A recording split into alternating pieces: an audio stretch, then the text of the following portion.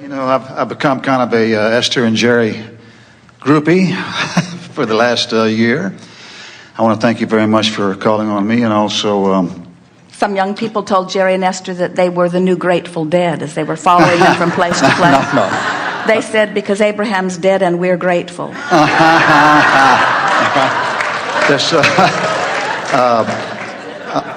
I want to ask a question about manifesting.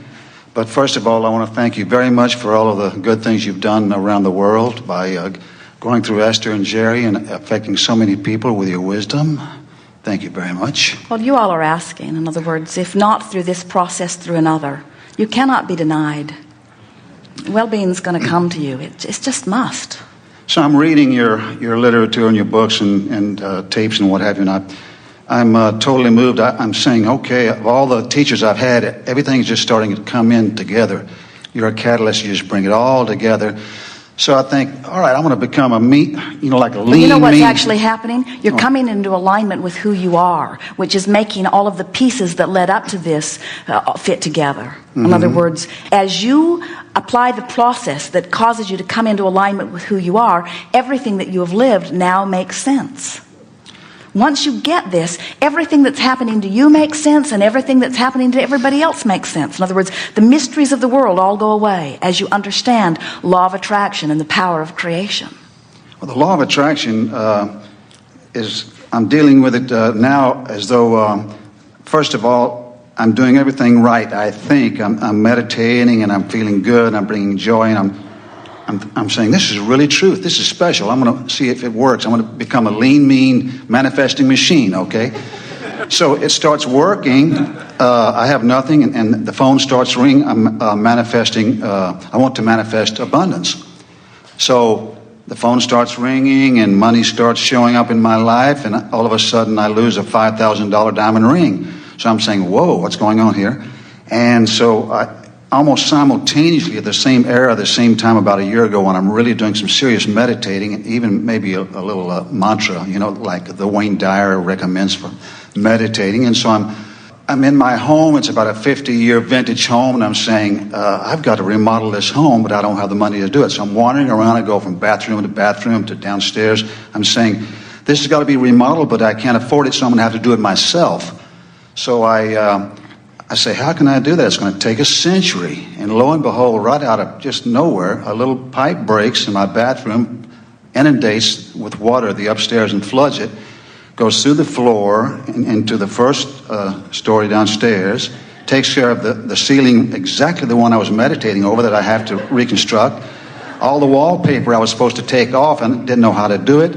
And the insurance company brought in a stripper to do all of it. Took care of all the walls I was meditating on both bathrooms, including the ceiling downstairs, new floor, and the whole thing. And I'm saying, it's bittersweet. Why am I manifesting bittersweet instead of all sweet? Why is it bitter? Why was any of it bitter? Well, because I'm spending money through the insurance company, and also I'm there living in the garage almost while they're repairing all this, and they find there's some kind of something in the walls that they have to eradicate and whatever. It was about a 2-week ordeal. And then I'm a musician, somewhat like Jerry used to be, I guess. And I have this impacted toenail, and this is all the same time, all happening. Having an impacted toenail is driving me crazy, and it has for years. And so I'm saying, this is painful. I got to do something about it. I'm going to go around and see if I can find a file, electric file, do something so it won't hurt me when I'm entertaining. And lo and behold, one night I'm packing my truck, and a microphone stand comes off of the dolly, a direct hit on my toenail. So, and it hurt like hell, I'll tell you. And after a lot of bleeding and a lot of pain, so the next day I call a doctor. He sees it and he extracts the toenail. Now it's as good as new. And how about this one? He said, by the way, when he found out I was a wedding DJ, he says, we're looking for a DJ to do a Christmas party. And in a couple of weeks, I got a Christmas party out of it, a new toenail. And I'm thinking, does there have to be a downer before you have a good... In other words, why can't I just have a sweet experience of happiness instead of, this negative thing happening. Why should there be pain before I have ecstasy? I don't get it. Don't get it. We've been saying that if your car is going 5 miles an hour and you hit a tree, it's not as much problem as if your car is going 100 miles an hour and hit a tree. So sometimes in the beginning of deliberately applying thought, you can get out of balance in the sense that you goose up your desire disproportionate to your ability to allow. So what really happened here is that you increased your desire as you were focusing on what you wanted. You were meditating on these things that you wanted. You summoned more energy than your vibrational stance could allow easily. Now, the very good news is that your desire was strong enough, your focus was strong enough that you pulled it off. But you pulled it off in discomfort. And the answer to your question is you do not have to experience the pain in that, but the pain is an indication that you were pushing through some resistance, you see. Often this happens when people are impatient about wanting to make things happen. And we say that the rule of thumb is be as specific as you can be in your visualizing and still feel good. In other words, when you try to make something happen before you're really ready to make it happen, but you really want it to happen, what we meant earlier when we said someone who really, really wants a relationship and they want it now. They're just sick and tired of being without someone and they really, really want it. So they meditate on having a relationship and having it now. And their desire to have the relationship is so strong, the universe will bring them one, but it will be a painful relationship because they didn't clean up their vibration before they demanded that it come.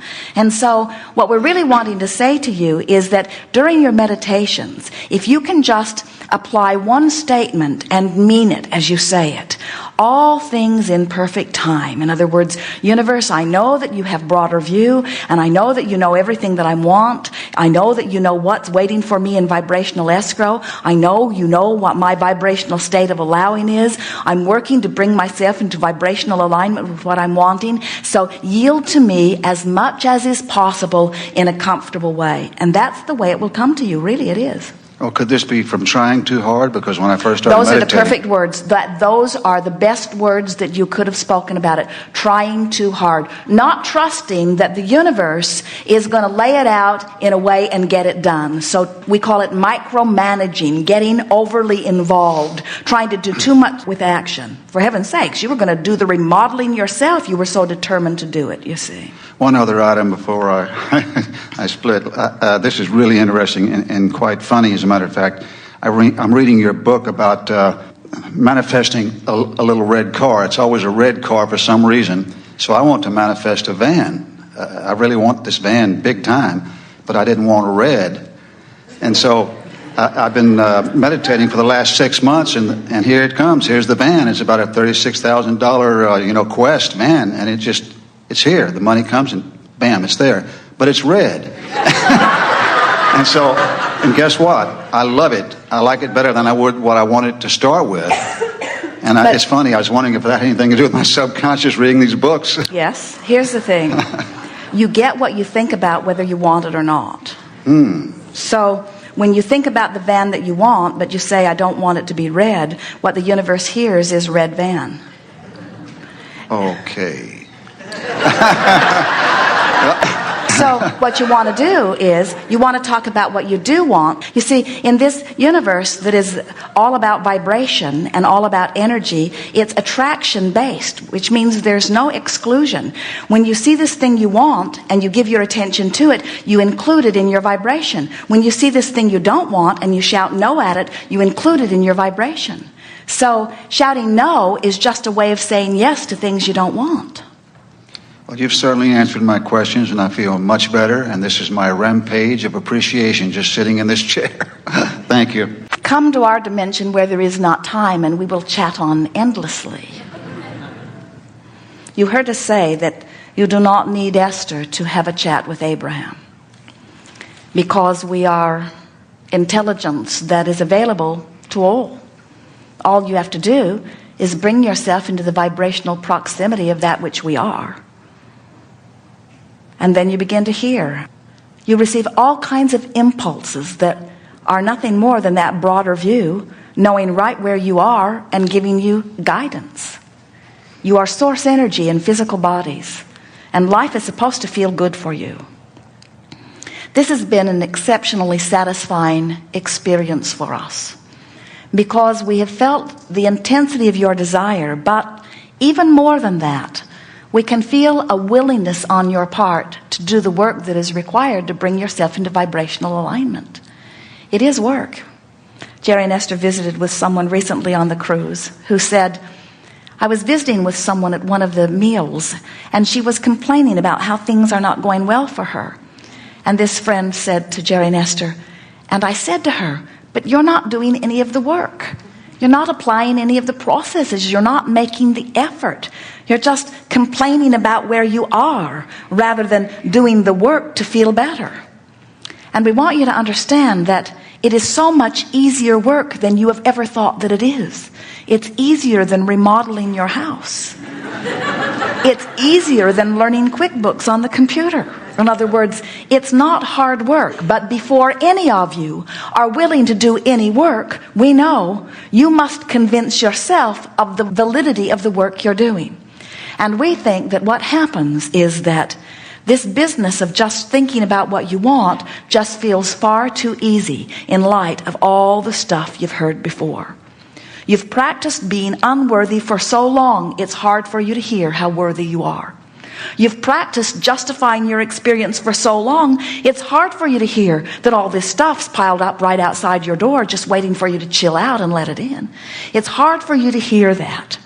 But if you will take some subjects that you don't have a lot of resistance piled up around, and you will just gently apply some of these techniques of just trying to find a thought that feels a little better, those subjects that are easier to release resistance will begin to yield to you instant results. And it will shore up your faith in the laws of the universe, in the processes that you're applying. But most of all, it will shore up your faith in your worthiness to receive good things. That is what we wish most for you. If we could zap you with a magic wand or slap you upside the head, it would be our desire to imbue you with the sense of who you are. It is our desire that you remember that you are source energy in a physical body, and that you came forth intending that this life would be fun. You wanted it to be interesting, you wanted it to stimulate you, and you wanted it to constantly give birth to yet another new idea and desire to which you are not yet a vibrational match. And you knew that you were born with guidance, and that if you applied the guidance that you could bring yourself into alignment with that new idea, and you knew that then it would manifest, and then you knew you would be standing on a new platform with new contrasting experiences that would give birth to yet another new idea. But now you stand on a new platform with a new set of contrasting experience. And friends, it has always and will always be thus. So it's time for you to once and for all accept that you are eternal beings, and that you are eternally living in this crack where life is going to cause you to want something that you're not up to speed with, and your work is to get up to speed. And the more you do it, the better you'll be at it, until you'll get so good at getting up to speed with problems, the solutions will reveal themselves to you before you even get much of a glimpse of the problem. You'll get so good at closing this vibrational gap that as soon as a question occurs to you, the answer will be right there in all kinds of forms, and you will then begin to feel like that validated, worthy being that you are. Because when you ask, it is given every single time, no exceptions. There is great love here for you, and for now, we are complete.